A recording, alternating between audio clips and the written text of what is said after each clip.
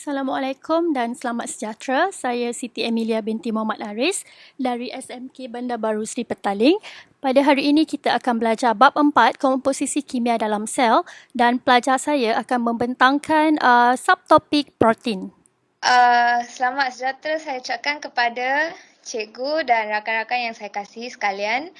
Pada hari ini saya akan membentangkan pada bab yang akan kami bentang ialah bab 4.3 iaitu protein. Protein sebenarnya merupakan sebuah sebatian yang kompleks yang terdiri daripada unsur-unsur iaitu namanya ialah karbon, oksigen dan nitrogen. Kebanyakan protein juga mempunyai unsur yang iaitu sulfur dan fosforus juga. Protein ini juga terdiri daripada satu atau lebih polimer iaitu satu polipeptida yang di-connected bersama. Contoh-contoh makanan yang kaya dengan protein adalah seperti daging, susu, kacang, ikan dan telur. Bagaimana polimer terbentuk ialah menggunakan monomer yang dirantaikan sebagai satu baris yang dinamakan sebagai polimer. Karbon, hidrogen, nitrogen semua tu kan dia semua sebagai satu monomer yang dirantaikan sebagai Satu rantaian lah. Okey. Menghasilkan polimer. Okey. Alright, next. So, asalnya ialah asid amino. Dia bermula daripada asid amino. Jadi ini ni asid amino lah ni. Nampak tak ke saya? Tak nampak. Tak nampak? Ya. Ni asid amino, ni asid amino, ni semua asid amino lah ni. Ya? Betul. Okey, lepas tu? Asid amino campur dengan asid amino menghasil diorang akan go through a formation iaitu kondensasi dan menghasilkan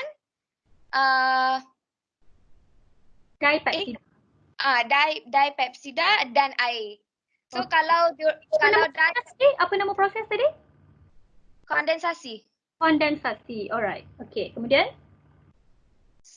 So begitu juga kalau dipeptida dan air nak break it down, kita akan pakai proses hydrolysis untuk membawa kedua-dua amino acid sebagai dua monomer.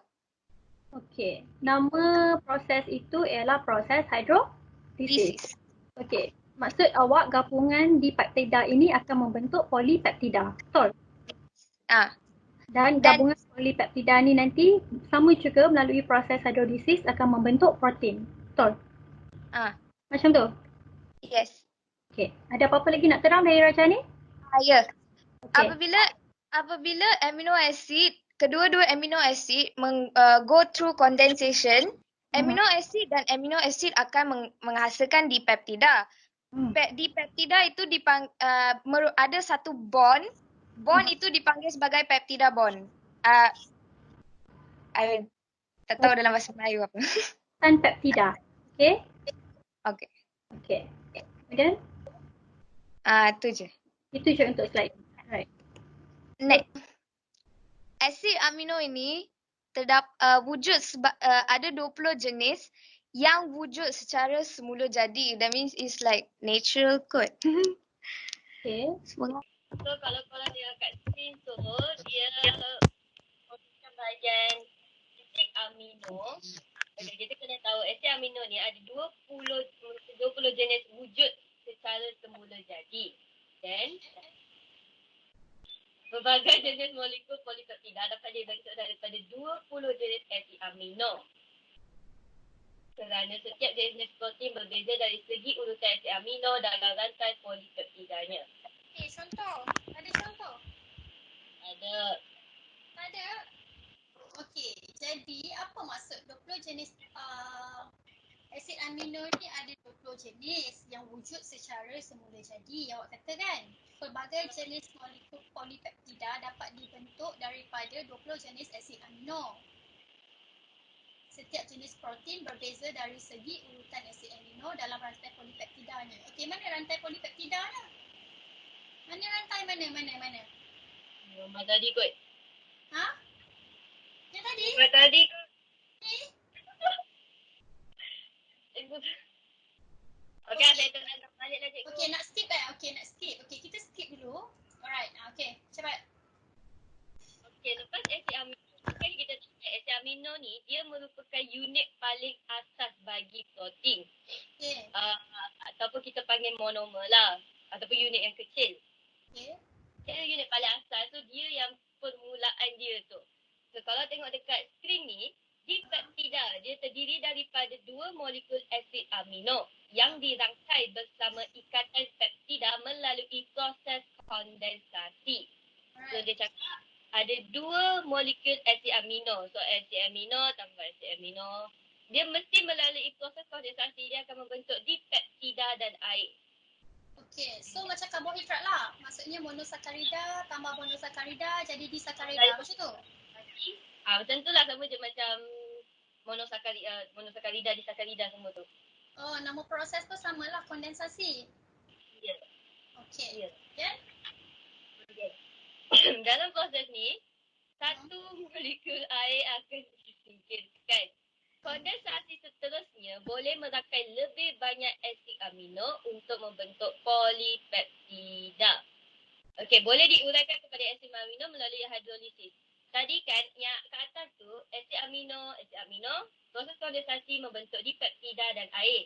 So, yang ni pula dia diuraikan kepada asid amino semula. Tapi dia terbalik kan dia sebenarnya. Cuma dia melalui proses yang lain. Tadi melalui proses kondensasi, tapi bila kita terbalikkan, dia jadi melalui proses hidrolisis. So kalau ingat atas ni je, so kita just terbalikkan kedudukan ni dan kita tukar dia punya proses daripada kondensasi kepada hidrolisis. Okey. Semua orang faham? Senyap tu tanda setuju lah tu kan? Okey, next. Polipeptida. Alright. Kemudian, okey, cepat sambung. Okey. Polipeptida dibina oleh monomer atau unit kecil. Apa ni? 50 sehingga beribu-ribu molekul asid amino. Itu kita panggil polipeptida lah. Kalau dah banyak tu. Dah banyak tu polipeptida Banyak lah. monomer asid amino kita panggil polipeptida. Macam tu. InsyaAllah betul. Okey.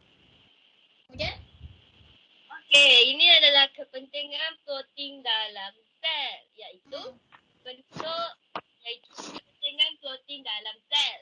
Okey, antaranya dia membina sel yang baharu, dia membaiki tisu yang telah rosak, dia mensintesiskan enzim, hormon, antibodi dan juga hemoglobin.